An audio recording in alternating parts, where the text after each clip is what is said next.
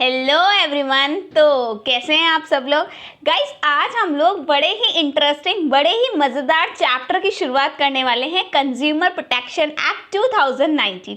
Guys ये हमारा EBCL का सबसे लेटेस्ट चैप्टर है, 2019 में ही आया है। आप लोगों ने याद हो तो 12th में पढ़ा होगा कंज्यूमर प्रोटेक्शन एक्ट 1986।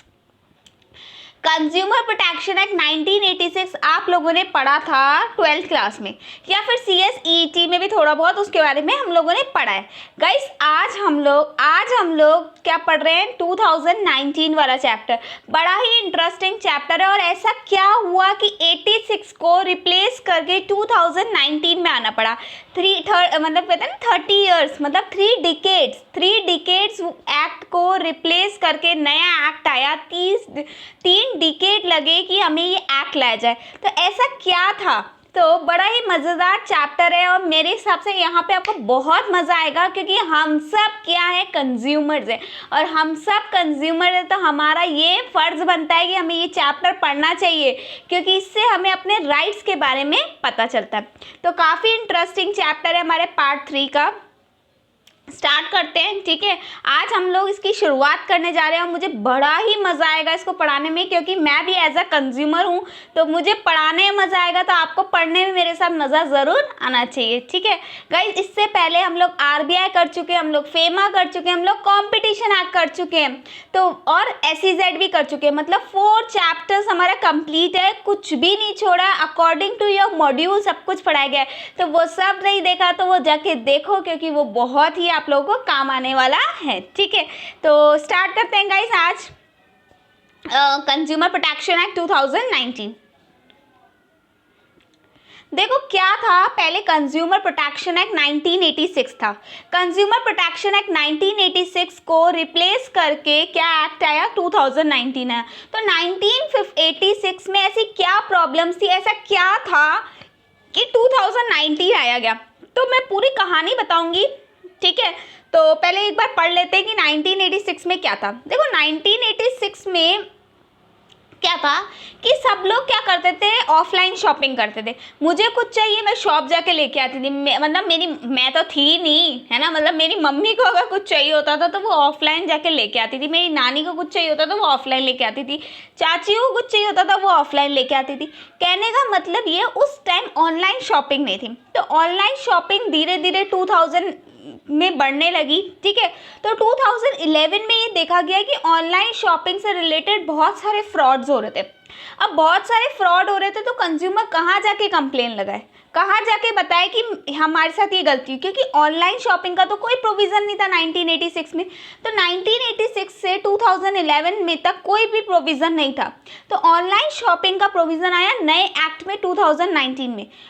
तो ये भी क्या हुआ, कंज्यूमर प्रोटेक्शन एक्ट 2019 में आया।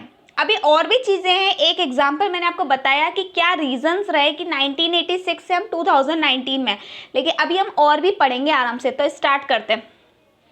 आजा भाई आजा। Non awareness of consumer. 1986 में कंज्यूमर इतना अवेयर नहीं था, उसको अपने बारे में, राइट्स के बारे में पता नहीं है। आज मैं भी इतनी एडुकेटेड हूँ, ठीक है। एक बार मेरे साथ भी ऐसा हुआ था कि मैं अगरबत्ती लेने गई तो उन्होंने बोला कि 10 रुपीज़ की। मैंने उनको 10 रुपीज़ का कॉइन दिया और अगरबत्ती लेके घर पे आ गए। जब मैंने अगरबत्ती का बाहर MRP देखा, ठीक है, उसको निकालते वक्त तो उसमें 9 रुपीज़ लिखा हुआ था। मतलब उस पर्सन ने मुझसे MRP से ज़्यादा चार्ज किया। लेकिन वही है कि मैं गई नहीं उसके पास और 1 रुपीज़ वापस नहीं लिखे। लेकिन अगर मैं जाती तो ये मेरे साथ एक तरीके का फ्रॉड हुआ, ठीक है। और अगर मैं कंज्यूमर कोर्ट में चली गई तो उसके ऊपर क्या लग जाएगी, पेनल्टी लग जाएगी। कहने का मतलब ये है कि कंज्यूमर इतना अवेयर ही नहीं था, और आज भी नहीं है। मैं अपना केस ही आप लोगों को बता रही हूँ। आज भी कंज्यूमर इतना अवेयर नहीं है कि उसके साथ जो फ्रॉड होता है वो बता नहीं पाता, ठीक है। वो कहता है इग्नोर मदर, चल जाने दे, ठीक है। लेकिन जाने नहीं देना चाहिए। कई बार केसेस 50 पैसे के लिए भी हुए हैं, और 50 पैसे के केसेस के लिए भी लड़ाई हुई और उसके बाद उनको मतलब पूरा कंपनसेशन मिला, ठीक है। तो कंज्यूमर को अवेयर होना चाहिए। डिले इन जुडिशियल प्रोसीडिंग, आपको पता है कि हमारे इंडिया में इतने केसेस चल रहे हैं कि अगर पुराने केसेस को भी सॉल्व किया जाए ना तो 50 से 60 या 100 साल लग जाएंगे पुराने केसेस को के डिसीजन सुनाने में। तो नए केसेस और आते जा रहे हैं, पेंडिंग पे पेंडिंग, तारीख पे तारीख। कंज्यूमर बोलेगा जाने दे रहे, कौन लगाएगा कंप्लेन, बैठ जा रहे घर, ठीक है। मतलब जुडिशियल प्रोसीडिंग अच्छी नहीं थी। हम लोग कंज्यूमर को तारीख पे तारीख मिलती है, और वैसे भी आज भी मिलती है। मैं तो कहती हूँ आज भी ऐसा ही है। नेक्स्ट, अनप्रोटेक्टेड और अनलिस्टेड कंज्यूमर को प्रोटेक्शन देने के लिए कुछ भी नहीं था। जुडिशियल प्रोसीडिंग थी लेकिन बहुत एक्सपेंसिव थी, वकील करो, ये करो, वो करो। आपको पता है मैंने जब अभी NTA UGC नेट दिया था तो उसमें ना एक पर्सन था, उसने भी एग्ज़ाम दिया। अब उसको ऐसा लगा कि उसके पेपर में एक आंसर था इनकम टैक्स से रिलेटेड और उसका आंसर सही था, लेकिन UGC नेट वालों ने जो आंसर दिया वो गलत दिया। उसने इस चीज़ की कंप्लेन लगा दी। अब इस चीज़ की कंप्लेन जब उसने लगाई तो UGC नेट वालों ने बोला नहीं, हमारा आंसर सही है, आपका आंसर गलत है। उसने काफ़ी सारी वेबसाइट्स पे सर्च मारा तो भी है ना, कहते हैं सबका आंसर उसके हिसाब से ही आ रहा था, लेकिन फिर भी UGC नेट वालों ने नहीं किया। अब UGC नेट वालों ने नहीं माना तो उस बंदे ने केस लगा दिया। केस लगाया, ऑल्थो जीता वो, उसका आंसर सही करा गया, क्योंकि कहते हैं कि कुछ आंसर्स की वजह से उसका JRF रह रहा था। आई थिंक 4 मार्क्स, 2 क्वेश्चन की प्रॉब्लम थी, 2 क्वेश्चन की वजह से उसको स्कॉलरशिप नहीं मिल पा रही थी और उसके आंसर सही थे जबकि UGC नेट वालों के गलत थे, ठीक है। तो उसने जाके कंप्लेन लगा दी। अब कंप्लेन लगाई तो उसके काफ़ी सारे पैसे खर्च हुए थे, अप्रॉक्स 1 लाख रुपीज़ उससे लॉयर ने लिए। तो जीता वो, उसको स्कॉलरशिप मिली, लेकिन काफ़ी टाइम लग गया।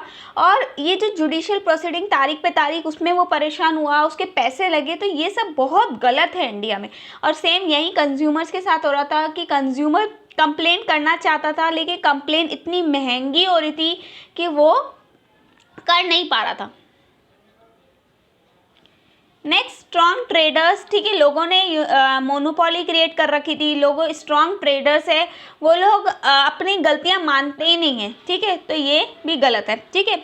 एक बार ऐसा हुआ था हम लोगों के साथ, हम लोग बाहर गोलगप्पे खाने गए थे। तो गोलगप्पे हम लोगों ने खा लिए और सडनली गोलगप्पे खाने के बाद मेरे ब्रदर को वॉमिटिंग होने लग गई। अब वॉमिटिंग होने लग गई तो हम लोगों ने उसको बोला कि तेरे गोलगप्पे में कुछ प्रॉब्लम है। वो बल्कि हम पे ही चढ़ गया कि नहीं ऐसी कोई प्रॉब्लम नहीं है, आप लोग ऐसे बोल रहे हो, ये वो। मतलब उसने उल्टा इल्ज़ाम हम पे ही लगा दिया। मतलब ट्रेडर्स अपनी गलती नहीं मान रहे थे, ट्रेडर्स क्या कर रहे हैं, सारा का सारा इल्ज़ाम कंज्यूमर्स पे और उल्टा डाल देते हैं।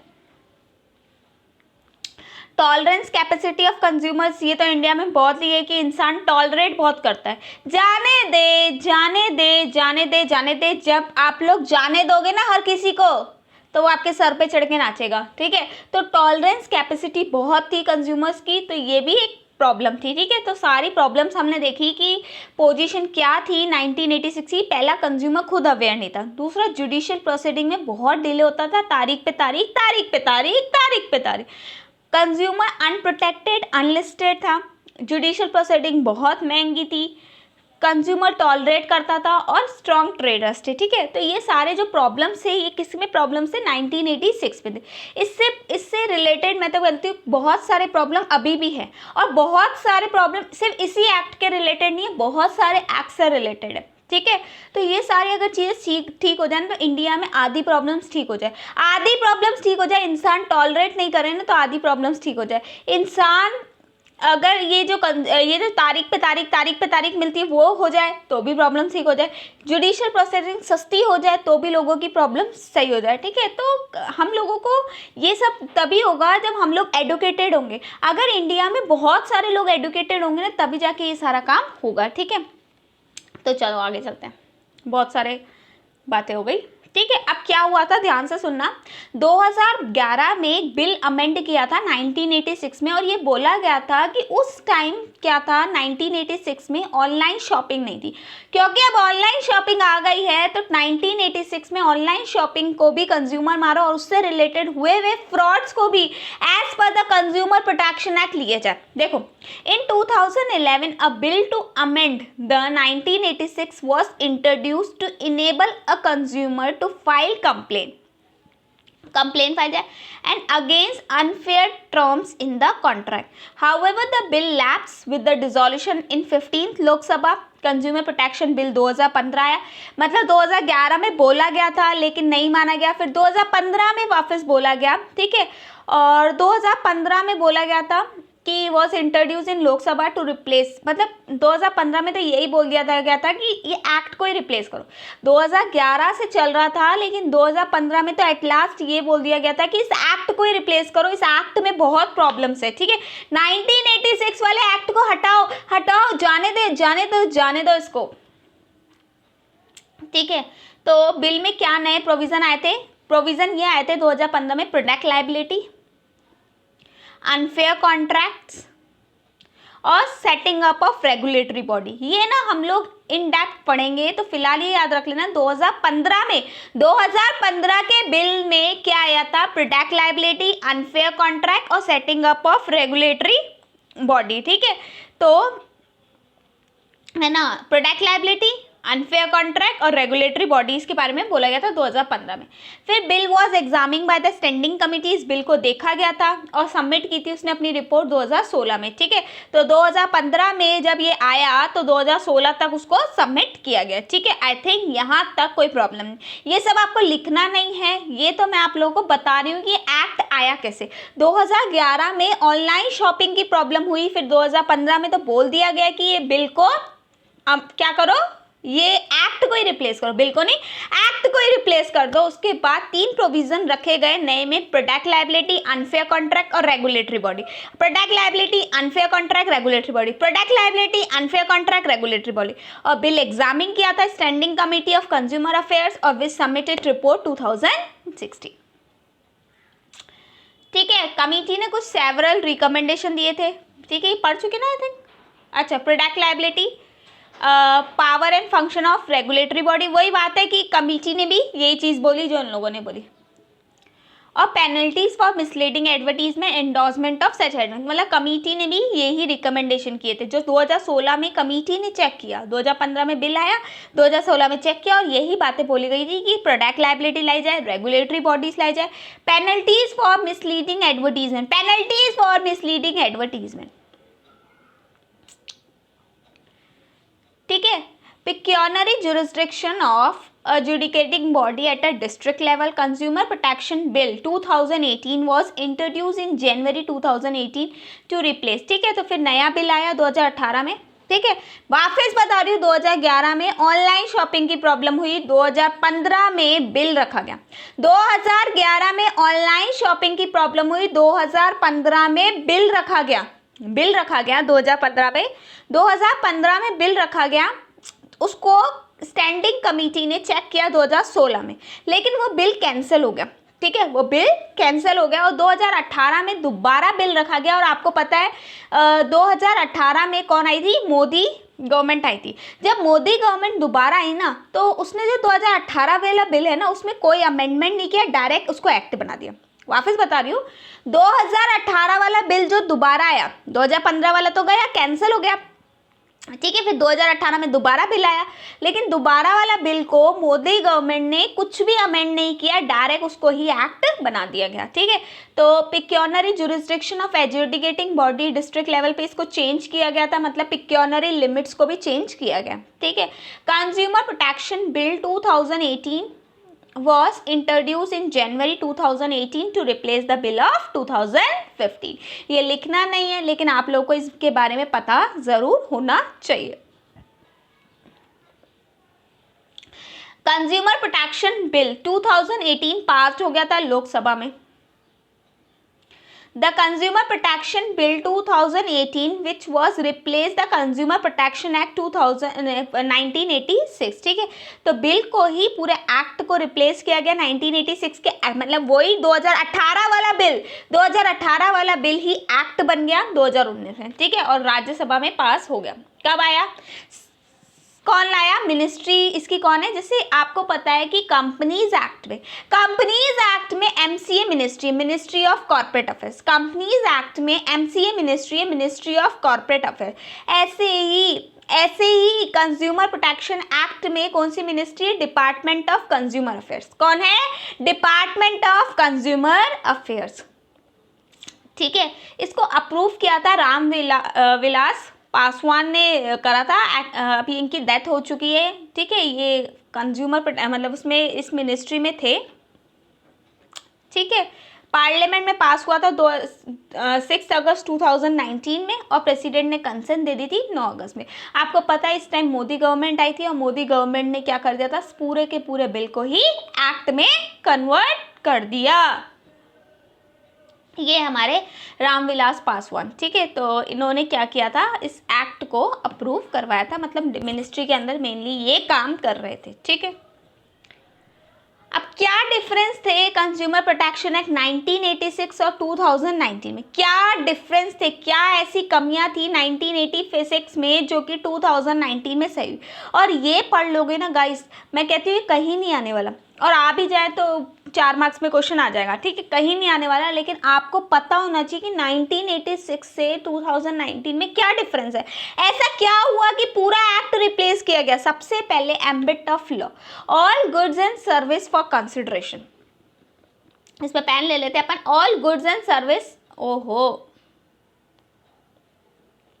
ठीक है, all goods and service are for consideration, free and personal service are excluded. 1986 में बोला गया था कि अगर आप कोई फ्री सर्विस ले रहे हो, all goods and service are consideration, वो तो माना जाएगा एज अ कंसिडरेशन, लेकिन अगर आप कोई फ्री सर्विस ले रहे हो, फ्री सर्विस कैसे, एक मेडिकल कैंप लगा हुआ है, जहाँ पे सबका बीपी और शुगर चेक किया जा रहा है, एक मेडिकल कैंप लगा हुआ है आप जहाँ पे बीपी और शुगर चेक किया जा रहा है, ठीक है। मिस्टर ए गए बीपी चेक कराने, और उनका बीपी नॉर्मल आया, मिस्टर ए का बीपी नॉर्मल आया, एक दिन बाद उनको हार्ट अटैक आ गया, और हार्ट अटैक से बेचारे की डेथ हो गई। अब क्या हुआ, डॉक्टर ने हार्ट अटैक का रीजन देखा तो बोला कि उनकी बीपी बहुत हाई हो रही थी, और हाई होने की वजह से उनको हार्ट अटैक आया। अगर आप time to time BP check करा देते तो ये दिक्कत ही नहीं आती, ठीक है, घर वालों को। तो घर वालों ने एज अ कंज्यूमर उस कैंप पे क्या लगा दिया, केस लगा दिया कि हम लोगों ने बीपी चेक करवाया था और उन लोगों ने बोला था नॉर्मल है। तो वहाँ पे उन घर वालों को कोई भी कंपनसेशन नहीं मिलेगा, क्योंकि उस कैंप में उन लोगों ने कोई फीस नहीं ली थी, उन लोगों ने सिर्फ और सिर्फ फ्री कैंप लगाया था। और free services, free goods are not considered as a consumer, आपको वो इंक्लूडेड नहीं है, वो कंज्यूमर की डेफिनेशन में नहीं आता। अब कई बार ऐसा होता है फ्री सर्विसेज के लिए भी आपको 10 रुपये या 15 रुपये या 20 रुपये का एक रजिस्ट्रेशन कराना पड़ता है। जैसे आप गवर्नमेंट हॉस्पिटल जाते हैं तो गवर्नमेंट हॉस्पिटल में क्या होता है कि बाहर आपको 10 या 15 रुपये की पर्ची कटवानी पड़ती है। अब वो पर्ची अगर आप लोगों ने कटा दी ना तो आप अंदर जाओ, सारा इलाज फ्री में कराओ। क्या वो 10 रुपये या 15 रुपये फीस में कवर्ड होंगे? क्या हम बोल सकते हैं कि जो हमने पर्ची कटवाई वो 20 रुपए की पर्ची हमारी फीस थी? क्या अगर उस डॉक्टर को दिखाने की वजह से अगर हम लोग गवर्नमेंट हॉस्पिटल में जिस डॉक्टर को हम दिखा रहे हैं उसकी वजह से अगर हमको कुछ हो जाता है तो क्या वो कंज्यूमर की डेफिनेशन में कवर्ड होगा? क्या हम कंज्यूमर फोरम में जा सकते हैं? तो नहीं जा सकते आप लोग, क्योंकि वो जो पर्ची है ना, वो पर्ची कटाना फीस नहीं है, वो पर्ची तो एज अ रजिस्ट्रेशन थी, ठीक है। आप अंदर जाके फीस देते तो वो फीस कंसीडर की जाती। तो वही है 1986 में ये बोला गया था कि सारे गुड्स और सर्विसेज क्या है कंज्यूमर की डेफिनेशंस में कवर्ड होंगे यहाँ पे, लेकिन फ्री और पर्सनल सर्विसेज नहीं होंगी। ठीक है। अब 2019 में क्या था, मैं रीड कर रही हूँ, all goods and service including telecom, housing, construction and all mode of transaction online tele shopping are consider. समझ में आया? ऑनलाइन टेली शॉपिंग सब कंसिडर की गई है, ठीक है। तो ऑनलाइन सर्विसेज भी यहाँ पे कंसिडर की गई है, ठीक है। All goods and service including telecom, housing, construction, all modes of transaction. वापस बोल रही हूँ, ऑनलाइन पहले नहीं था, 2019 में ऑनलाइन टेली शॉपिंग को भी किया गया। फ्री एंड पर्सनल सर्विस को यहाँ पे भी एक्सक्लूड किया गया। आज भी फ्री और पर्सनल सर्विसेज कंज्यूमर को कंज्यूमर कोर्ट में जाने की इजाज़त नहीं देती। आई थिंक यहाँ तक clear. Second point, unfair trade practices. Unfair trade practices में इसमें 6 प्रैक्टिसेस निकली है। Include 6 type of practices like false representation, misleading advertisement. लेकिन यहाँ पे जो पुरानी थी वो तो है, हम लोग पढ़ेंगे। यहाँ पे 3 और करी गई। यहाँ पे 3 तरीके की अनफेयर ट्रेड प्रैक्टिसेस और बढ़ाई गई है। 2019 में 3 तरीके की अनफेयर ट्रेड प्रैक्टिसेस और बढ़ाई गई है। पहला, failure to issue a bill और रिसिट, ठीक है। फेलियर टू इशू बिल और रिसिट, ठीक है। अगर आप बिल या रिसिट नहीं देते हो तो वो भी अनफेयर ट्रेड प्रैक्टिसेस में कवर किया जाएगा। वो भी अनफेयर ट्रेड प्रैक्टिसेस में किया जाएगा अगर आपने अपने कस्टमर को बिल नहीं दिया तो भी अनफेयर ट्रेड प्रैक्टिसेस में कवर किया। Refuse to accept a good return within 30 days. अगर आपने कोई गुड्स बेचे हैं और वो पेरिशेबल नेचर के नहीं है तो 30 दिन के अंदर अंदर कस्टमर्स को रिटर्न कर सकता है, और अगर आपने रिटर्न लेने से मना कर दिया तो वो भी अनफेयर ट्रेड प्रैक्टिसेस में आ गए। Next, disclose of personal information giving in confidence unless required by law और इन पब्लिक इंटरेस्ट, ठीक है।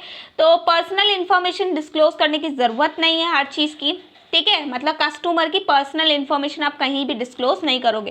अगर आपके मान लो कोई लीला होटल है, ठीक है, मतलब है ना, लीला महल के नाम से है ना, जो भी है मतलब है ना, तो लीला महल के नाम से एक होटल है। उस होटल में कोई पर्सन रहने जा रहा है तो वो होटल से सर्विस ले रहा है। लीला महल में अगर कोई होटल में कोई कस्टमर जा रहा है तो कस्टमर होटल वालों से क्या ले रहा है, सर्विस ले रहा है। आप अपने कस्टमर की डिटेल्स किसी भी थर्ड पर्सन से क्या नहीं करोगे, डिस्क्लोज नहीं करोगे। लेकिन अगर पुलिस वाले आ जाएं ढूंढते ढूंढते उसको, तो वहाँ डिस्क्लोज कर सकते हो। अनलेस रिक्वायर्ड बाय लॉ और पब्लिक इंटरेस्ट। अगर गवर्नमेंट, पब्लिक इंटरेस्ट इसकी ज़रूरत पड़ जाए, गवर्नमेंट बोलती है या किसी पब्लिक इंटरेस्ट की वजह से डिस्क्लोज किया जाए तो करें। मतलब पहले जो मिसलीडिंग एडवर्टीजमेंट थी वो तो थी 3 और करी गई। पहला, बिल इशू करना है। बिल नहीं इशू किया, अनफेयर, आप लोग क्या माने जाओगे, अनफेयर ट्रेड प्रैक्टिसेस में माने जाओगे, ठीक है। दूसरा क्या माना गएगा, ठीक है, बिल इशू किया है और अगर 30 दिन में रिटर्न लेना दे रहा है कोई कस्टमर तो 30 दिन में रिटर्न ले लो। और तीसरा मैंने आपको बताया, कस्टमर की कोई भी पर्सनल इंफॉर्मेशन को आप डिस्क्लोज नहीं करोगे unless it is required by law और पब्लिक इंटरेस्ट, ठीक है। थर्ड पॉइंट, 2 पॉइंट हो गए हमारे। Third point, product liability. Product liability का पहले कोई भी प्रोविज़न नहीं था, पहले कोई भी प्रोविज़न नहीं था। अभी है, claim for product liability can be against manufacturer, service provider and seller, ठीक है। तो अभी ये वाला हम लोग आगे पढ़ेंगे कि प्रोडक्ट लायबिलिटी, अगर कोई गुड्स में खराबी निकलती है, अगर कोई गुड्स में खराबी निकलती है तो उसकी प्रोडक्ट लायबिलिटी 3 पे है, मैन्युफैक्चरर, सर्विस प्रोवाइडर या फिर सेलर, ठीक है। सेलर पे कैसे होगी वो भी हम पढ़ेंगे। तो मैन्युफैक्चरर पे करेगा, सर्विस प्रोवाइडर पे करेगा या फिर सेलर करेगा। Compensation can be obtain for providing one of the several specified condition in the bill, ठीक है। कंपनसेशन आपको ऐसे हिसाब से मिलेगा जिस तरीके का आपका बिल बना गया। अच्छा एक बात बताओ, आप लोगों ने कोई गुड्स खरीदा, और लोग क्या करते हैं, उसका बिल ही नहीं बनवाते। लोग उसका बिल ही नहीं बनवाते। जैसे कि क्या हुआ, मेरे फ्रेंड ने एक टीवी लगवाया, और उस टीवी का बिल ही नहीं बनवाया। मेरे फ्रेंड ने सोनी कंपनी का टीवी लगवाया और टीवी लगाने आए तो उसका बिल ही नहीं बनाया, क्योंकि उसने सोचा यार जीएसटी लगेगा और क्या बिल बनवाए, ठीक है। और टीवी वाले ने, जो शोरूम वाला था, उसने बोला सर हम बैठे कोई भी प्रॉब्लम होगी आप टेंशन मत करो, ठीक है। 1 महीने बाद अगर उसकी टीवी खराब हो गई, 1 महीने बाद अगर उसकी टीवी खराब हो गई तो वो गया शोरूम में, बोला आपने बोला था ना हम बैठे हैं, अब मेरी टीवी ठीक करके दो, आप मेरी टीवी ठीक करके दो। उन शोरूम वालों ने बोला निकल, पतली गली से निकल। उस लोगों ने उसको टीवी ठीक करके नहीं दिया, ठीक है। क्या वो कंप्लेन कर सकता है क्या वो कंज्यूमर कोर्ट में जा सकता है क्या? आप बताओ मुझे, जा सकता है क्या? नहीं जा सकता। क्यों नहीं जा सकता? क्योंकि वो पर्सन ने बिल ही नहीं बनाया, और बिल ही नहीं है तो उसके पास एविडेंस नहीं है, तो बिना बिल के कोई भी कंज्यूमर कोर्ट में नहीं जा सकता। तो बिल लेना जरूरत है और बिल को संभाल के रखा करो। आजा भाई, रुक जा, ठीक है, रुक गया, ठीक है। Next, pecuniary jurisdiction of commission. पहले क्या था, डिस्ट्रिक्ट में 20 लाख तक, फिर 20 लाख से 1 करोड़ तक हम लोग जाते थे स्टेट में, और 1 करोड़ से ज़्यादा जाते थे तो हम लोग नेशनल कमीशन में, ठीक है। तो वापस बोल रही हूँ, पहले क्या था 1986 में जुरिस्डिक्शन क्या था कि 20 लाख तक हम लोग डिस्ट्रिक्ट में कंप्लेन करते थे, फिर 20 लाख से 1 करोड़ तक हम लोग जाते थे स्टेट में, और 1 करोड़ से भी अगर ऊपर होती थी कंप्लेन तो हम जाते थे नेशनल में। अब ये लिमिट्स चेंज हो गई है, क्या हो गई है चेंज, 1 करोड़ तक तो डिस्ट्रिक्ट में, अप टू 1 करोड़ डिस्ट्रिक्ट में, 1 करोड़ से 10 करोड़ तक हम लोग कहाँ जाएंगे, स्टेट में, और 1 करोड़ से 10 करोड़ से ज़्यादा होगा तो नेशनल में जाएंगे, ठीक है। तो पहले 20 लाख से 1 करोड़ और 1 करोड़ से ऊपर थी, 3 लिमिट्स थी। अभी भी 3 लिमिट्स है, लेकिन अब 1 करोड़ से 10 करोड़ और 10 करोड़ से ज़्यादा। Next, composition of commission. पहले क्या था, डिस्ट्रिक्ट में हेड बाय करंट या फॉर्मर डिस्ट्रिक्ट जज होता था और 2 मेंबर्स होते थे। स्टेट में हेडेड बाय द करंट और फॉर्मर हाई कोर्ट जज होता था और एटलीस्ट 2 मेंबर होते थे, और नेशनल में सुप्रीम कोर्ट का जज होता था और 4 मेंबर्स होते थे। वापस बता रही हूँ, याद नहीं करना है पुराने एक्ट का, लेकिन फिर भी बता देती हूँ। पहले 3 होते थे, डिस्ट्रिक्ट फोरम, स्टेट फोरम और नेशनल फोरम। डिस्ट्रिक्ट में कौन होता था, जज होता था, डिस्ट्रिक्ट जज और 2 मेंबर्स, ठीक है। और स्टेट में क्या होता था, हाई कोर्ट का जज और 2 मेंबर्स, ठीक है। और नेशनल में सुप्रीम कोर्ट का जज और 4 मेंबर। मैं ऐसे बोल सकती हूँ जज पहला यहाँ पे क्या था, डिस्ट्रिक्ट लेवल पे हमारा कौन सा, डिस्ट्रिक्ट का जज था, ठीक है। फिर स्टेट लेवल पे कौन सा जज था, हाई कोर्ट का जज था, और नेशनल लेवल पे सुप्रीम कोर्ट का जज था। और यहाँ पे जो मेंबर्स थे वो थे 2 2 जा 4। अब क्या है, अब जज वज कुछ नहीं है, अब यहाँ पे प्रेसिडेंट बोला जाएगा। अब जज वज कुछ नहीं है, यहाँ पे प्रेसिडेंट बोला जाएगा। तो डिस्ट्रिक्ट में प्रेसिडेंट और एटलीस्ट 2 मेंबर्स होंगे, प्रेसिडेंट और एटलीस्ट 2 मेंबर, यहाँ पे प्रेसिडेंट और एटलीस्ट 4 मेंबर और प्रेसिडेंट और एटलीस्ट 4 मेंबर। तो वही 3 लेवल है, डिस्ट्रिक्ट, स्टेट और नेशनल। डिस्ट्रिक्ट, स्टेट और नेशनल तीनों में प्रेसिडेंट बैठेगा, तीनों में प्रेसिडेंट बैठ गया। अब यहाँ पे 442 है, 442 है, ठीक है। सॉरी 442 नहीं, 244, ठीक है। डिस्ट्रिक्ट में 2 और स्टेट पे 4 और नेशनल में 4, ठीक है। 244, ठीक है।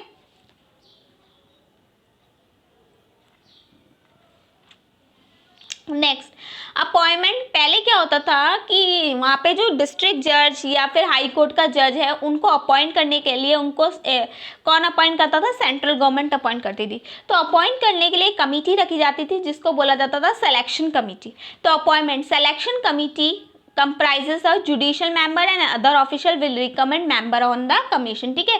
तो अपॉइंट तो कौन करता था, वही सेंट्रल गवर्नमेंट अपॉइंट करती थी।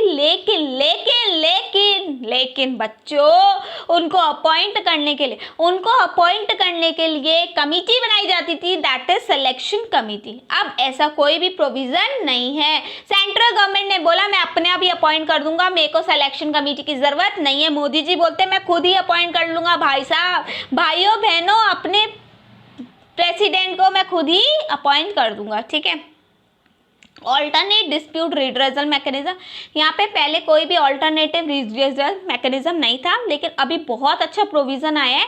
आप लोग एक चैप्टर पढ़ते हो आर्बिट्रेशन चैप्टर में ये बताया गया है कि अगर 2 पार्टीज केस लड़ रही है, किसी सिविल केस का लड़ाई हो रही है कोर्ट में, अगर वो आपस में समझौता करना चाहती है तो एक पर्सन को बुलाया जाता है, दैट इज आर्बिट्रेटर। वो आर्बिट्रेटर क्या करता है, दोनों का बीच में सेटलमेंट करा देता है, एक एज अ मेडिएटर बैठता है और दोनों पार्टीज का सेटलमेंट करा देता है, ठीक है। तो आर्बिट्रेशन बहुत ही अच्छा प्रोविजन था जो कि 1986 में नहीं था, लेकिन यहाँ पे आया है। इसको बोलते हैं मेडिएशन सेल, और मेडिएशन सेल तीनों लेवल पे, डिस्ट्रिक्ट, स्टेट और नेशनल, तीनों लेवल पे मेडिएशन सेल बनाए गए, ठीक है। डिस्ट्रिक्ट लेवल पे भी मेडिएशन सेल है, अगर आपको कोर्ट का डिसीजन सही लगता, दोनों पार्टी आपस में कोप अप करो और क्या बना दो, सॉल्व कर लो अपनी प्रॉब्लम, ठीक है। तो डिस्ट्रिक्ट लेवल पे भी था, स्टेट लेवल पे भी था और नेशनल लेवल पे भी था, ठीक है। पेनल्टीज पहले बहुत कम थी क्योंकि 1986 बहुत पुराना एक्ट है, ठीक है, लेकिन अभी पेनल्टीज बढ़ा दी गई है। तो पढ़ लेते हैं पेनल्टीज, वैसे इतना इंपॉर्टेंट नहीं है पेनल्टीज के लिए। If a person does not comply with the order of commission, he may face imprisonment of 1 month and 3 years, fine 2000 to 10,000 और बोथ, ठीक है। तो यहाँ पे पहले फाइन 2000 से 10,000 रुपये तक था, तो लोग गलतियाँ करते थे, गलतियों पे गलती, गलती पे गलती, गलती पे गलती, और 2000 से 10,000 रुपये पे करके छूट जाते थे। 2000 से 10,000 रुपये दे के छूट जाते थे, गलती पे गलती करो, करोड़ों का प्रॉफिट बनाओ और 2000 से 10,000 रुपये दे के छूट जाओ। लेकिन यहाँ पे क्या बोला गया, if the person do not comply with the order of commission, he face imprisonment up to 3 year, fine है 25,000 और एक्सटेंड टू 1 लाख। यहाँ पे फाइन बढ़ा दिया गया है, 25,000 से 1 लाख रुपए तक का बढ़ा दिया गया, ठीक है। आई होप यहाँ तक कोई भी प्रॉब्लम नहीं होगी। ई कॉमर्स पहले कोई प्रोविज़न नहीं था क्योंकि पहले ऑनलाइन शॉपिंग नहीं होती थी, तो यहाँ पे ई कॉमर्स का प्रोविज़न आया। तो define direct e commerce electronic service, the central government में prescribe rule for preventing unfair trade practice in e commerce और डायरेक्ट सेलिंग। तो डायरेक्ट सेलिंग और ई कॉमर्स का जो प्रोविज़न आया, ये जो अमेजॉन वगैरह, यहाँ से अगर आप शॉपिंग करते हो और आपके साथ फ्रॉड हो रहा है तो आप कंज्यूमर कोर्ट में जाओ और आपको की सुनवाई होगी। सुनवाई में अगर प्रूफ हो जाता है कि आप सही हो तो उनको क्या करना पड़ेगा, कंपनसेशन देना पड़ेगा। आपको एक केस बताओ,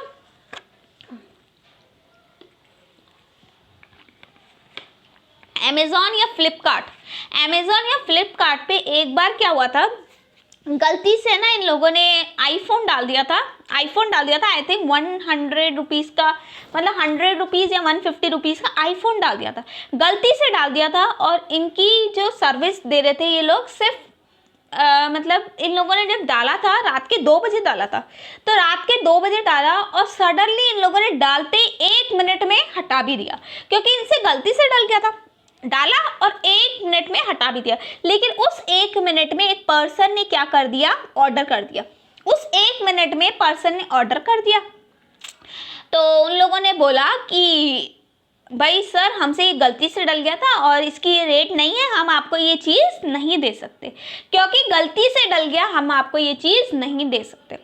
अब क्या हुआ, उसने बोला आप लोगों ने ऑफर दिया, हम लोगों ने एक्सेप्ट किया और ये ऑर्डर प्लेस हो गया था, और ऑर्डर प्लेस हो गया तो आपको मुझे देना पड़ेगा। उन लोगों ने बोला हम नहीं देंगे क्योंकि हमसे ही गलती से हो गया।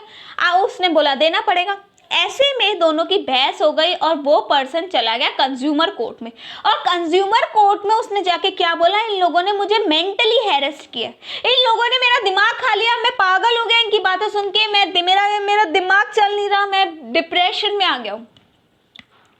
ऐसी बातें बोली उस बंदे ने कि उसको आईफोन भी मिला और उसको कंपनसेशन भी मिला, उसको आईफोन भी मिला और कंपनसेशन भी मिला, क्योंकि आपने उसके साथ ऑनलाइन शॉपिंग का अग्रीमेंट कर लिया था, आपने ऑफर दिया, उसने एक्सेप्ट कर दिया। अब आप अपना ऑफर रिवोक नहीं कर सकते, समझ में आया?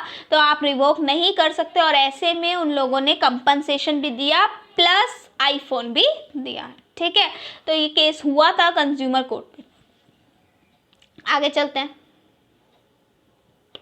प्रीएम्बल क्या है इस एक्ट का, ये एक्ट क्यों बना है? मैं हमेशा हर एक्ट को पढ़ाने से पहले ये बोलती हूँ कि इसका प्रीएम्बल जरूर पढ़ लेना, बोलती हूँ हमेशा इस एक्ट का प्रीएम्बल पढ़ लेना, क्योंकि प्रीएम्बल अगर हम लोग कहीं भी छाप के आएंगे ना, कहीं भी छाप के आएंगे, मार्क्स में इंक्रीमेंट जरूर मिलेगी। तो पढ़ लेते हैं। To provide better protection of the interest of consumer, to provide better protection of the interest of consumer, public interest के लिए एक्ट बना है। And for that purpose to make provision for the establishment of consumer council, इसीलिए हम लोगों ने consumer council बनाया। And other authority for the settlement of consumer dispute and matter connected there. ये बोलते हैं कि ये एक्ट हमने नहीं बनाया, हमारा मर्जी नहीं थी भाई साहब, हमारी मर्जी नहीं थी, हमने कंज्यूमर्स के लिए एक्ट बनाया, पब्लिक इंटरेस्ट में एक्ट बनाया और कंज्यूमर के केसेस को सॉल्व करने के लिए मैंने ये एक्ट बनाया। वापस पढ़ती हूँ मैं, to provide better protection to the interest of consumer, to provide better protection to the interest of consumer, and for that purpose to make provision for the establishment of consumer council and other authority for the settlement of consumer dispute and matter connected there। तोड़ के पढ़ो। पहला point क्या बोलता है, provide interest of consumer, interest of consumer के लिए act बना गया। Make provision for the establishment of consumer council और other authority for the settlement of dispute. 3 point, 3 part में इसको बांट के पढ़ो मेरे साथ, यहीं पे याद करो। To provide, to protect the interest of consumer, to protect the interest of consumer. दूसरा establishment of consumer council, establishment of consumer council. और तीसरा सेटलमेंट ऑफ कंज्यूमर डिस्प्यूट, तीसरा सेटलमेंट ऑफ कंज्यूमर डिस्प्यूट। यही याद हो गया यार, यही याद हो गया। Protection of consumer, protection of interest of consumer, दूसरा make provision for the consumer council और तीसरा कंज्यूमर डिस्प्यूट को सेटल करना है। चलें, ऑब्जेक्ट क्या है, ये एक्ट क्यों आया, क्या जरूरत पड़ी इसकी? सबसे पहला, protect the interest of consumer, to protect the interest of consumer. Consumer भगवान है, कस्टमर हमारा भगवान है और उसको, इसके इंटरेस्ट को प्रोटेक्ट करना हमारी जिम्मेदारी है। Next, to prevent exploitation of consumer, हमारे भगवान के साथ कुछ भी गलत नहीं होना चाहिए। Protect the interest of consumer, prevent exploitation of the consumer.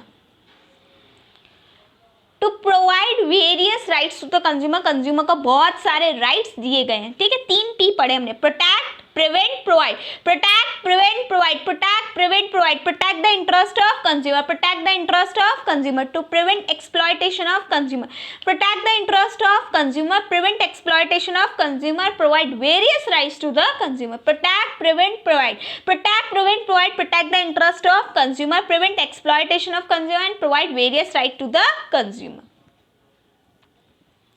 Authorities बनाई गई, यहाँ पे मैंने बोला था, मैं हर एक्ट में बोलती हूँ भाई साहब, अगर इनकम टैक्स में अगर हमारी अथॉरिटी नहीं हो, इनकम टैक्स ऑफिसर नहीं हो, तो हर कोई इनकम टैक्स भरे ही नहीं, कोई भी इनकम टैक्स नहीं भरे। और सीए तो सारे के सारे क्या दिखा देंगे, एग्जाम्पशन दिखा देंगे। ठीक है, मतलब एग्जेम्प्टेड इनकम दिखा देंगे, इसीलिए अथॉरिटीज होती है। अगर कंपटीशन एक्ट में शीशियाएं नहीं हो, चंडीगढ़ नहीं है, चंडीगढ़ चैम्बर ऑफ इंडिया नहीं है, चंडीगढ़ चैम्बर ऑफ इंडिया नहीं, competition commission of India, Chandigarh chamber of India नहीं, कंपटीशन कमीशन ऑफ इंडिया। अगर कंपटीशन कमीशन ऑफ इंडिया नहीं हो तो कंपटीशन को कौन संभालेगा, ड्राफ्टमैन तो लिख के चला गया। ऐसे ही कंज्यूमर प्रोटेक्शन एक्ट में भी अथॉरिटीज होना जरूरी है। सेटल डिस्प्यूट अंडर कंज्यूमर, अगर कंज्यूमर को प्रॉब्लम होती है तो उसके डिस्प्यूट्स को सेटल किया जाए, कंज्यूमर्स को प्रॉब्लम होती है तो उसके डिस्प्यूट को सेटल किया जाए। इसका ना मैंने शॉर्टकट बनाया ऑब्जेक्टिव का, पहले 3 P पढ़े थे हमने। ठीक है, P से प्रोटेक्ट, P से प्रिवेंट, P से प्रोवाइड। ठीक है, ए से अथॉरिटी बनानी है और सी से क्या है, कंज्यूमर फोरम बनाना है। एक बार वापस मेरे साथ सारे पॉइंट्स याद करो। पहला, protect the interest of consumer, दूसरा prevent the exploitation of consumer, तीसरा provide the various right to consumer. पहला protect the interest of consumer, दूसरा prevent the exploitation of consumer, तीसरा provide various right to the consumer. चौथा, authority establishment, पांचवा, settle dispute under consumer forum. सोना नहीं है, याद करना है, settle dispute under consumer forum. ठीक है, अब इसके शॉर्टकट 3 P और AC, PPP AC, PPP AC। ठीक है, P से प्रोटेक्ट, P से प्रोटेक्ट, P से प्रिवेंट, P से प्रिवेंट और P से प्रोवाइड। ठीक है, 3 P है, प्रोटेक्ट, प्रिवेंट और प्रोवाइड। ठीक है, और AC क्या है, AC मार्केट नहीं है, AC अथॉरिटी और कंज्यूमर फोरम है। अब सेक्शन 2 में सब चीज़ों की डेफिनेशन दी गई, सेक्शन 2 में सब चीज़ों की डेफिनेशन दी गई और इस एक्ट में मोस्ट ऑफ द डेफिनेशन है। इस एक्ट में मोस्ट ऑफ द डेफिनेशन है, तो कंज्यूमर के राइट्स को पढ़ते, क्या हमारे कंज्यूमर्स को हक है, क्या हक है। ठीक है, वो गाना सुना है ना, चलो अभी गाना वाना ही याद करते हैं, ठीक है। वैसे मुझे हक है ना, तो वो वाला हक नहीं है यहाँ पे, मुझे हक है, ठीक है। ये कंज्यूमर के राइट्स का हक है, ठीक है। Right to safety, right to safety, right to heard. तीसरा राइट टू इन्फॉर्म्ड। पहला राइट टू सेफ्टी, दूसरा राइट टू हर्ड, तीसरा राइट टू इन्फॉर्म, चौथा राइट टू सीक रिड्रेसल, पांचवा राइट टू चूज, और सिक्स्थ है राइट टू एजुकेशन, ठीक है, कंज्यूमर एजुकेशन। ये 6 के 6 राइट किसको दिए हैं? कंज्यूमर को दिए गए। आपको पता है इसका सेक्शन क्या है? इसका सेक्शन है 2 सबसेक्शन 9, और 9 को उल्टा बनाएंगे तो 6 बन जाएगा, ठीक है। सेक्शन है 2 सबसेक्शन 9, और 9 को उल्टा बनाओगे तो बन जाएगा 6, 9 को उल्टा बनाओगे तो बन जाएगा 6, ठीक है। तो कौन से राइट है मेरे साथ बोलो? सेफ्टी, दूसरा हर्ड, इन्फॉर्म, रिड्रेसल, चूज और education. Right to safety, protected against marketing of goods, product and service which are hazardous to life and property, which are hazardous to life and property safety.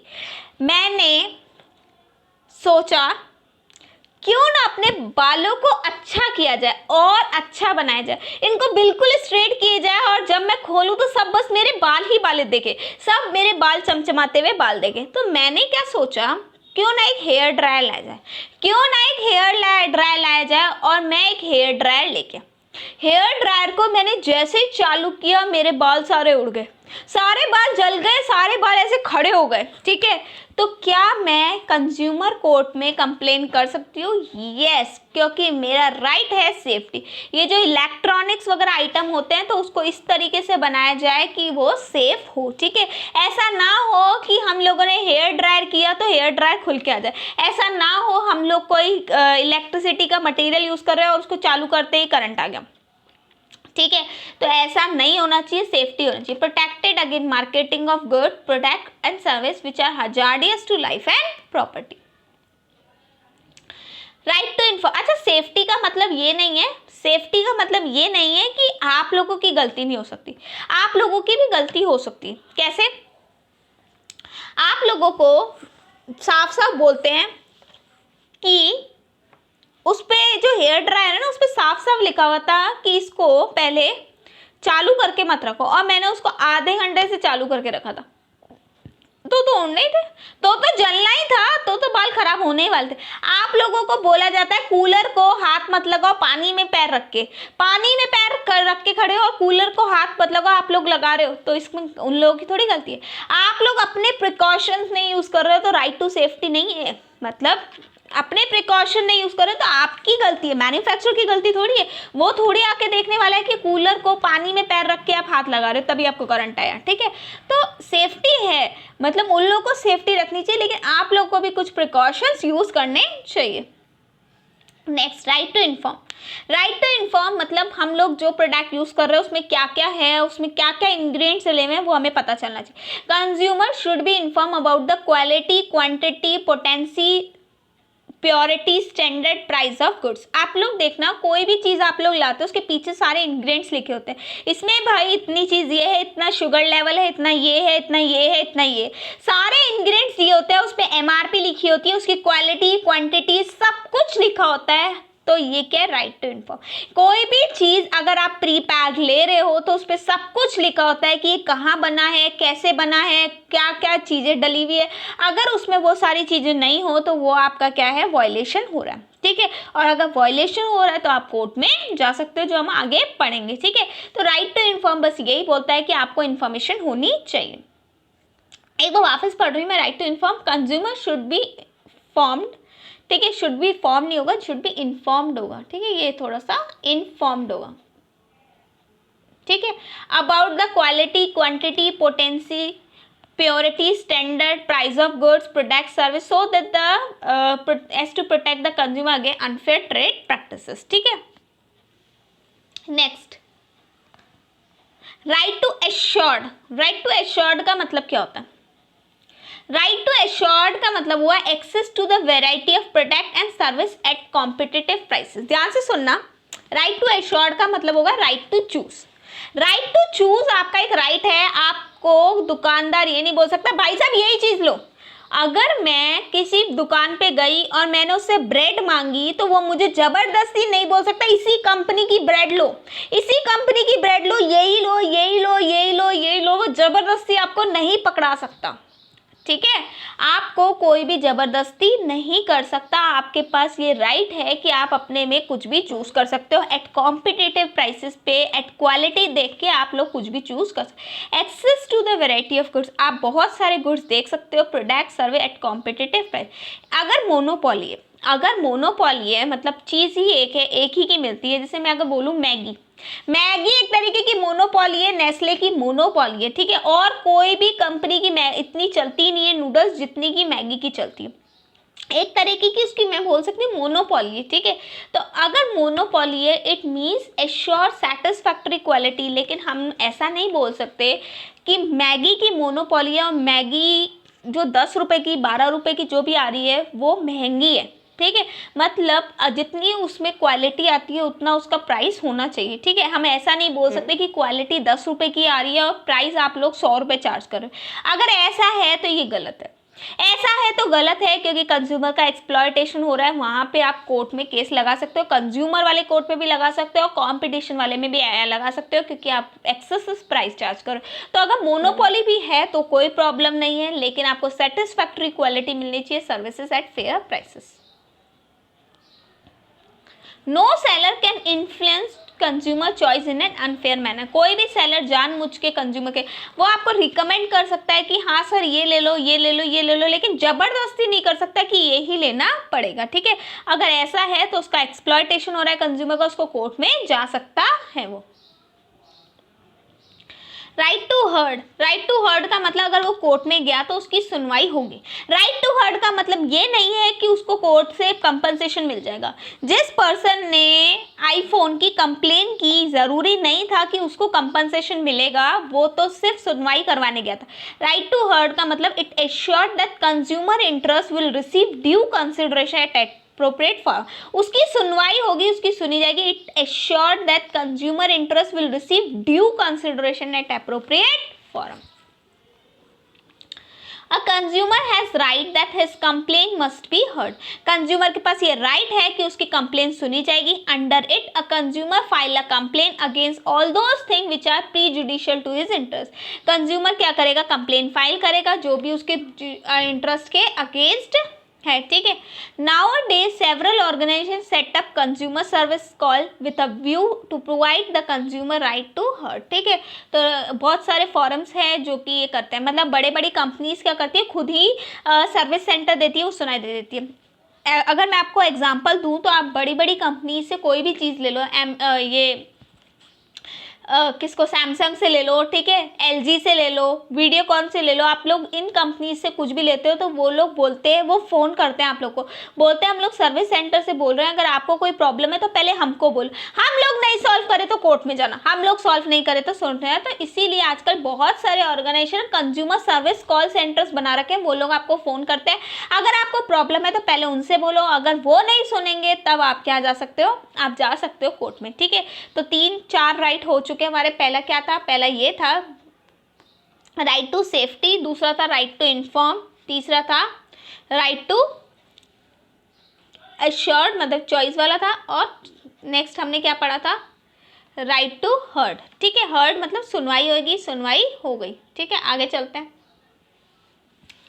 Right to seek redressal. Seek redressal का मतलब होता है कि अगर आपकी सुनवाई हुई, heard में तो सिर्फ सुनवाई हुई, अगर हर्ड में सुनवाई हुई और आप लोग सही साबित हो गए, जैसे कि मैंने केस बताया था जो कि किसका था, किसका था, आईफोन का, ठीक है।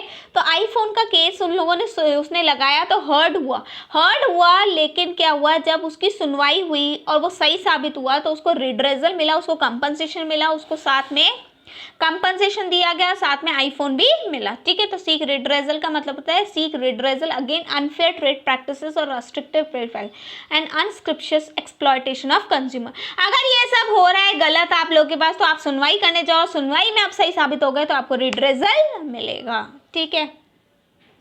आपको पता है ये जो ये कौन है, ये मैकडी वगैरह वाले होते हैं, या कई बार 99 वाली शॉप होती है, ये लोग क्या करते हैं 99 की शॉप होती है और 1 रुपये की टॉफ़ी दे देते हैं, कई बार 1 रुपये वापस भी नहीं करते, कई बार 1 रुपये वापस नहीं करते। अगर आपके पास कोई 99 का बिल है और आपको कोई 1 रुपया वापस नहीं करे, आप कंज्यूमर कोर्ट में उसकी कंप्लेन कर सकते हो, आप कंज्यूमर कोर्ट में उसकी जगह कंप्लेन कर सकते हो। लेकिन 99 की कोई चीज़ आए और 1 रुपये की टॉफ़ी मिल जाए तो आप कंप्लेन नहीं कर सकते, क्योंकि उसने आपको टॉफ़ी दी, आपने उससे टॉफ़ी ली, तो वो गलत नहीं है, वो गलत नहीं है। लेकिन 99 के लिए उसने 100 रुपये ले लिए तो वहाँ पे कंप्लेन हो सकती है, और ये केस मैकडी के साथ हो चुका है। मैकडी में एक पर्सन का बिल बना था 299 का अप्रॉक्स का, और उससे 300 रुपये ले लिए गए थे। उसने बोला रिटर्न करो 1 रुपया, उन लोगों ने रिटर्न नहीं किया, उसने कंज्यूमर कोर्ट में कंप्लेन कर दिया, मैकडी पे लग गई भारी पेनल्टी। ठीक है, तो ऐसा मत करो, इसीलिए 1 रुपये की टॉफ़ी दे दो, ज़्यादा बेटर है। ठीक है, लास्ट 6 राइट पढ़ रहे हैं, राइट टू कंज्यूमर एजुकेशन या अवेयरनेस। कंज्यूमर बेचारा गांव में रहने वाला है, बेचारा सीधा साधा है, इलिटरेट है, इतना पढ़ा लिखा नहीं है, हर कोई थोड़ी सीए सीएस कर रहा है। ठीक है, तो वहाँ पे कंज्यूमर एजुकेशन देना उनको बहुत ज़रूरी है। तो कई बार हम लोगों ने एसोसिएशन बना रखे हैं बहुत सारे, जो कि कंज्यूमर को एडुकेट करते हैं उसके राइट के लिए। It means right to acquire the knowledge and skill of informed consumer, informed करना, उनको नॉलेज देना कि उनके राइट्स ये अवेलेबल है। ठीक है, आई थिंक यहाँ तक आपको कोई प्रॉब्लम नहीं होगी। अभी तक हमने बहुत बेसिक चीज़ें पढ़ी है।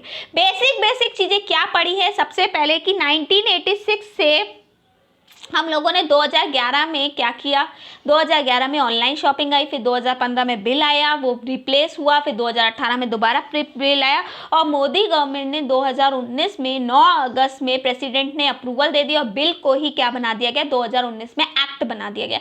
उसके बाद हमने 1986 और 2019 में डिफरेंस देखा। उसके बाद हम लोगों ने क्या देखा, हम लोगों ने देखे राइट्स। ठीक है, अब कुछ डेफिनेशन है सेक्शन 2 की। ये डेफिनेशन का मैंने चार्ट इसलिए बनाया है ताकि आप लोग को एक साथ क्या मिल जाए, सारे सेक्शंस मिल जाए। तो यहाँ पे आप क्लिक ले सकते हो, क्योंकि आपको यहाँ पे पूरा सेक्शन मिल जाएगा। ठीक है, एडवर्टीजमेंट है सेक्शन 2 सबसेक्शन 1, एप्रोप्रिएट लेबोरेटरी है section 2 subsection 2।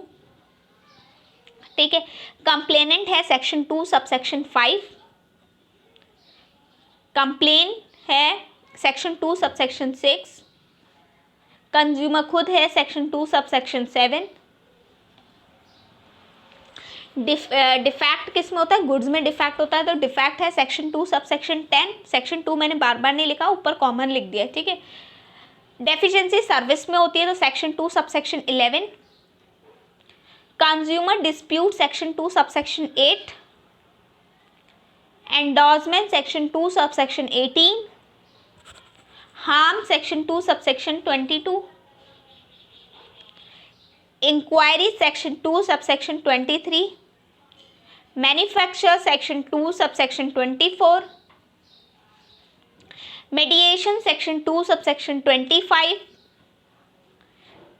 Superior goods section 2 subsection 43, trader section 2 subsection 45। अब यहाँ पे अगर आप लोगों को क्लिक लेनी है तो आप लोग ले लेते। ठीक है, मतलब वीडियो को बैक करना और एक बार क्लिक ले लेना, ताकि सारे सेक्शन का चार्ट आपके पास एक साथ आए। नहीं तो मैं नेक्स्ट वीडियो में वैसे भी एक बार और अच्छे से चार्ट लाऊंगी, ताकि आप लोग के जो ऊपर नीचे सेक्शन है वो भी सही कर दूँ। ठीक है, तो सबसे पहले पढ़ते हैं मैं advertisement. Section 2 subsection 1 A for Apple और 1 आ गया एडवर्टीजमेंट। सेक्शन 2 सबसेक्शन 1 में एडवर्टीजमेंट पढ़ते हैं। एडवर्टीजमेंट क्या है? इट मीन्स ऑडियो और विजुअल पब्लिसिटी। ऑडियो और विजुअल पब्लिसिटी मतलब ये सुन के भी हो सकता है, रेडियो में सुना वो भी एडवर्टीजमेंट है, टीवी पे देखा वो भी एडवर्टीजमेंट है, चाहे सुना चाहे देखा, चाहे आपने बैनर देखा, कुछ भी देखा, ऑडियो और विजुअल पब्लिसिटी। रिप्रेजेंट दिखाया गया, एंडोर्स का मतलब होता है कोई एडवर्टीजमेंट कर रहा हो, जैसे कि ऋतिक रोशन बोला घर के आगे जीत है। ठीक है, या फिर रेड बुल में बोला गया था कि रेड बुल गिव्स मी अ विंग्स। ठीक है, तो ये सब क्या है, एडवर्टीजमेंट है ना, और प्रनाउंस किया गया। मेड बाय मीन्स ऑफ, उसको लाइट के थ्रू किया गया, साउंड के थ्रू किया गया, स्मोक के थ्रू किया गया, गैस के थ्रू किया गया, प्रिंट मीडिया में आया, इलेक्ट्रॉनिक मीडिया में आया, इंटरनेट, वेबसाइट। अब एक एक चीज पढ़ते हैं। लाइट के थ्रू मतलब कोई भी ऐसे लाइट में दिखाया गया, स्मोक के थ्रू हवा में ऐसे धुआं आ रहा था और फिर एकदम से एडवर्टीजमेंट आया, ऐसा हो सकता है। ठीक है, प्रिंट मीडिया मतलब लिखा हुआ आया, इलेक्ट्रॉनिक मीडिया कुछ भी हो सकता है। ठीक है, आप लोग पढ़ते हो इंटरनेट वगैरह, ये सब कुछ भी, वेबसाइट्स वगैरह भी एडवर्टीजमेंट। तो इट मीन्स एडवर्टीजमेंट सिर्फ विजुअल नहीं होता, ऑडियो और विजुअल दोनों हो सकता है। खाली ऑडियो हो सकता है, बिल्कुल हो सकता है। खाली वीडियो हो सकता है, बिल्कुल हो सकता है। ऑडियो और विजुअल दोनों हो सकता है, हाँ हो सकता है। ये रिप्रेजेंट किया जा सकता है, एंडोर्स्ड किया जाता है। एंडोर्स का मतलब कोई भी बड़ी पर्सनैलिटी उसको बोल के बता रही है, ठीक है, या प्रोनाउंस किया जाता है। ठीक है, कैसे बन सकता है? लाइट से, साउंड से, स्मोक से, गैस से, प्रिंट से, इलेक्ट्रॉनिक मीडिया, इंटरनेट, वेबसाइट, कुछ भी हो सकती है। अब इसमें ना कुछ इंक्लूड किया गया, notice, circular, label, vapour, invoice है ना सर। कोई भी नोटिस अगर लगा दिया दैट इज एडवर्टीजमेंट। कोई सर्कुलर, जैसे एक्ट वगैरह का सर्कुलर निकलता है तो एक्ट वगैरह के सर्कुलर को भी एडवर्टीजमेंट बोला। कोई लेबल लगा दिया, कोई मतलब लेबल लगा देते हैं ना कि किसी चीज़ के ऊपर लगा दिया। ठीक है, वैपर लगा दिया। वैपर क्या होता है? वैपर क्या होता है मतलब कोई थैली वेली हो गई, ठीक है, पॉलीथीन हो गई और पॉलीथीन के ऊपर एक पतली सी पेपर का एना कहते हैं लगा के चिपका दिया। ठीक है, तो वो वैपर हो गया। मतलब जैसे कि बाटा वाले हैं तो बाटा वालों ने अपने पॉली बैग्स बनाए, पॉली बैग्स के ऊपर एक पेपर लगा दिया, उस पेपर में बाटा की एडवर्टीजमेंट कर दी। ठीक है, कोई बिल हो सकता है, बिल के ऊपर कंपनी का नाम होता है। ठीक है, और सच अदर डॉक्यूमेंट। वापस बता रही हूँ, notice, circular, notice, circular, label, notice, circular, label, vapour. Vapour का मतलब मैं आपको बता चुकी हूँ, किसी भी पॉलिथीन वगैरह पे क्या लगा दिया, ऊपर से पतली सी कागज का एडवर्टीजमेंट बनवा के चिपका दिया। ठीक है, इनवॉइस, बिल, ठीक है, और such other document. Advertisement means, अब यहाँ पे ये तो मैंने आपको समझाने के तरीके से बताया था, यही चीज़ मैंने तोड़ तोड़ के मतलब जो समझाई है, जो तोड़ तोड़ के समझाई है वो पूरा का पूरा क्या बन जाएगा, एक साथ बन जाएगा। एडवर्टीजमेंट मीन्स एनी ऑडियो और विजुअल पब्लिसिटी।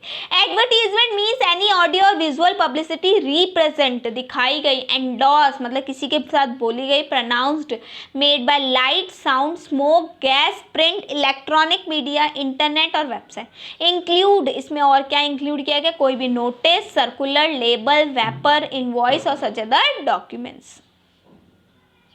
एंडोर्समेंट के एग्जांपल देख लो एक बार। एंडोर्समेंट के एग्जांपल देख लो, red bull gives you wings, red bull gives you wings. ठीक है, ऐसे पिए मतलब मेरा मन ऐसे करता है कि मैं रेड बुल पीऊँ और उड़ने लग जाऊँ। काय के लिए फ्लाइट की टिकट खरीदूँ? ठीक है, मुझे कहीं भी जाना होगा मैं तो रेड बुल पी लूँगी और उड़ जाऊँगी। ठीक है, काय के लिए 50-100 रुपये की जो रेड बुल आती है वही सही है ना यार।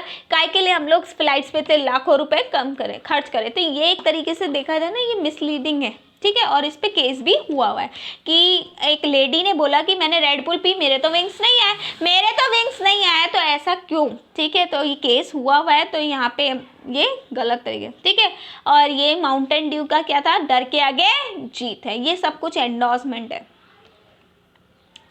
एप्रोप्रिएट लेबोरेटरी, एप्रोप्रिएट लेबोरेटरी क्या होती है? किस, it means a laboratory recognised by. ठीक है, इट मीन्स अ लेबोरेटरी, इसको मैंने यहाँ से बता रही हूँ। इट मीन्स अ लेबोरेटरी, कोई भी लेबोरेटरी हो सकती है, कोई भी ऑर्गेनाइजेशन हो सकता है। ठीक है, रिकॉग्नाइज्ड और लगा हुआ है बीच में, मतलब दोनों में से कुछ भी हो सकता है। कोई लेबोरेटरी या कोई ऑर्गेनाइजेशन रिकॉग्नाइज्ड बाय, किसने बनाया हो? सेंट्रल गवर्नमेंट ने, स्टेट गवर्नमेंट ने, लेकिन स्टेट गवर्नमेंट भी सेंट्रल गवर्नमेंट से पूछ के बनाएगी, और स्टैब्लिश अंडर एनी लॉ। ठीक है, विच इज मेंटेन, फाइनेंस और aided by central government, state government for carrying out analysis test.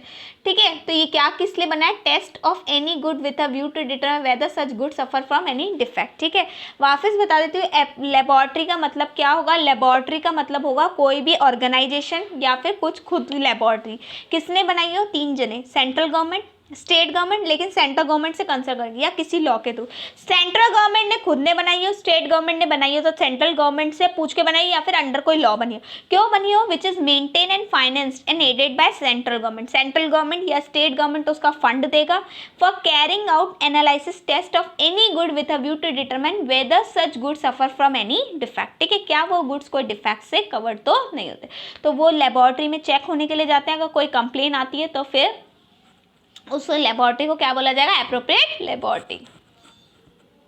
आ जाओ वापस वही लैंग्वेज में है और कुछ नहीं है, ठीक है। Appropriate laboratory means a laboratory और ऑर्गेनाइजेशन, ठीक है, किसने बनाई, recognise by central government, recognise by state government, subject to guidance of central government, ठीक है।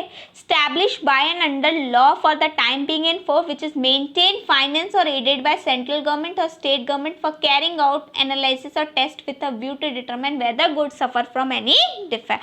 कोई गुड सफर तो नहीं कर रहा डिफेक्ट से। क्या सर्विसेज का भी चेकअप हो सकता है लेबोरेटरी में? सर्विसेज का कैसे चेकअप होगा मैम? सर्विस कोई टेंजिबल थोड़ी है, इंटेंजिबल है, तो गलती से भी मत लिख के आ जाना कि सर्विसेज की डेफिशिएंसी इन लेबोरेटरी में चेक होती है। थोड़ा सा दिमाग यूज करना बोलो, ठीक है। क्या बोलोगे? गुड्स का डिफेक्ट चेक होता है, सर्विसेज की डेफिशिएंसी चेक नहीं होती।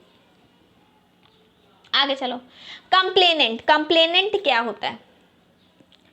कंप्लेनेंट का मतलब क्या होता है? जो कंप्लेन लगाएगा। तो कंप्लेन कौन लगाएगा? कंप्लेनेंट का मतलब होगा वो इंसान जो कंप्लेन लगाएगा, ठीक है। कंप्लेनेंट का मतलब वो इंसान जो कंप्लेन लगाएगा, that is complainant. It means a consumer. Consumer खुद कंप्लेन लगा सकता है। वन और more consumer where there is a numerous consumer having the same interest, ठीक है। एग्जाम्पल मैम, एग्जाम्पल, ठीक है। एग्जाम्पल ये है बेटा, हम पांच फ्रेंड्स थे, पांचों ने मिलके गोलगप्पे खाए और पांचों को वॉमिटिंग हो गई, पांचों बीमार हो गए। पांचों ने मिलके गोलगप्पे खाए, पांचों को वॉमिटिंग हुई, पांचों बीमार हो गए, ठीक है। तो हम पांच में से कोई भी एक जना कंप्लेन लगा सकता है। वन और more consumer when there is a numerous consumer having the same interest. पांच जने थे, पांचों ने गोलगप्पे खाए, पांचों को वॉमिटिंग हो गई, तो उन पांचों में से कोई सा भी लगा सकता है, कोई भी कंप्लेन लगा सकता है। इन case death of a consumer, अगर कंज्यूमर खुद मर जाता है तो उसका लीगल हायर या लीगल रिप्रेजेंटेटिव लगा सकता है, ठीक है। मतलब अगर कोई भी पर्सन, मान लो कि एक लड़की थी, उसने गोलगप्पे खाया और गोलगप्पे खाते खल्लास, ऊपर पहुंच गई, मर गई, तो क्या मरने के बाद वो मोमबत्ती लेके आएगी? कोई सुन रहा है मेरी कंप्लेन? कोई सुन रहा है मैंने इस गोलगप्पे वाले से गोलगप्पे खाए और मैं मर गई? कोई सुन रहा है? नहीं, कोई नहीं सुनेगा उसका। वहां पे उसके लीगल रिप्रेजेंटेटिव कंप्लेन लगाएंगे, लेकिन जिंदा इंसान का लीगल रिप्रेजेंटेटिव नहीं लगाएगा। याद रखना, जिंदा इंसान का लीगल रिप्रेजेंटेटिव कंप्लेन नहीं लगाएगा, कंप्लेन मरे हुए इंसान का ही लगा सकता है legal representative. In case consumer being a minor, his parent और लीगल गार्जियन, ठीक है। अगर कोई माइनर बच्चा है तो उसके पेरेंट्स या उसका लीगल गार्जियन कंप्लेन लगा सकता है, ठीक है। अब एग्जांपल, एक छोटा बच्चा है, उसने चॉकलेट खाया और चॉकलेट खाते उसको कॉकरोच मिला। चॉकलेट खा रहा था, चॉकलेट के अंदर उसको कॉकरोच मिला, तो वो क्या, छोटा सा 1-2 साल का बच्चा क्या बोलेगा? अरे सुनो मेरी कंप्लेन, मेरी चॉकलेट में कॉकरोच मिला, वो थोड़ी लगाएगा, या तो उसके पेरेंट्स या उसका लीगल गार्जियन लगाएगा। सेंट्रल गवर्नमेंट, स्टेट गवर्नमेंट खुद लगा सकते हैं, ठीक है। कोई सेंट्रल अथॉरिटी है, मतलब कोई एक डिपार्टमेंट है जो कि इस चीज़ों से डील कर रही है, तो वो लगा सकते हैं। कंज्यूमर एसोसिएशन, कोई सोसाइटीज़ वगैरह बना रखी है तो वो लगा सकते हैं, ठीक है। वापस बता देती हूँ कौन कौन लगा सकता है। कंज्यूमर खुद लगा सकता है कंप्लेन, ठीक है। अगर एक से ज़्यादा कंज्यूमर है और सेम इंटरेस्ट पे, तो उनमें से कोई भी लगा सकता है। अगर कंज्यूमर मर जाए तो ही उसका लीगल गार्जियन लगा सकता है, वरना नहीं लगा सकता, ठीक है। और अगर माइनर है तो उसके पेरेंट्स या फिर उसका कोई लीगल गार्जियन लगा सकता है। फिर सेंट्रल गवर्नमेंट, स्टेट गवर्नमेंट लगा सकता है। पता है, सेंट्रल गवर्नमेंट और स्टेट गवर्नमेंट या फिर सेंट्रल अथॉरिटी या फिर कंज्यूमर एसोसिएशन, ये जो तीनों है ना, ये जिंदा इंसान के बिहाफ पे भी लगा सकते हैं, लेकिन घर वाले तो मरने के बाद ही लगाएंगे। जिंदा के बिहाफ पे ये लोग लगा सकते हैं, लेकिन जिंदा के बिहाफ पे हमारे घर वाले नहीं लगा सकते, ठीक है। तो central government, state government, central authority या consumer association.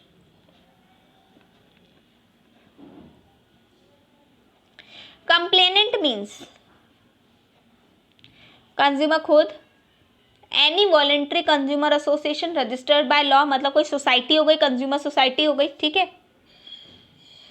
Central government, state government, central authority, मतलब गवर्नमेंट ने कोई अथॉरिटी वगैरह बना रखी है तो वो लगा सकती है कंप्लेन।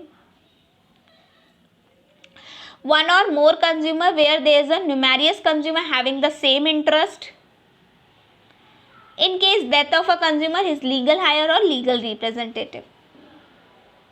इन केस कंज्यूमर का माइनर है तो उसके पेरेंट्स और लीगल गार्जियन। ये सिर्फ लैंग्वेज में लिखा गया। गाइस आज हम लोगों ने किस किस की डेफिनेशन पढ़ी? आज हम लोगों ने पढ़ा कि एडवर्टीजमेंट क्या होता है, ठीक है। आज हमने पढ़ा एडवर्टीजमेंट क्या होता है, उसके बाद हम लोगों ने पढ़ा लेबोरेटरी क्या होती है, उसके बाद हम लोगों ने पढ़ा कि कंप्लेनेंट कौन कौन हो सकता है। वो बंदा जो कंप्लेन लगाएगा वो कंप्लेनेंट होगा, और वो कंप्लेनेंट कौन कौन हो सकता है। आई होप आप लोग को यहाँ तक कोई प्रॉब्लम नहीं है, और नई प्रॉब्लम है तो लाइक करो, शेयर करो and subscribe the channel. Guys मेरा एक टेलीग्राम पे ग्रुप है, उसको ज्वाइन करो। उस टेलीग्राम ग्रुप पे मैं सारी इंपॉर्टेंट इन्फॉर्मेशन CS से रिलेटेड बताती हूँ, तो उसको ज्वाइन करो, वो आपको बहुत काम आने वाले हैं। तो गाइस यहीं पे आज का लेक्चर यहीं पे कंप्लीट करते हैं। आई होप आप लोग को मज़ा आया हो तो यार इसको ज़रूर लाइक करना, शेयर करना एंड सब्सक्राइब द चैनल। तो bye bye and thank you.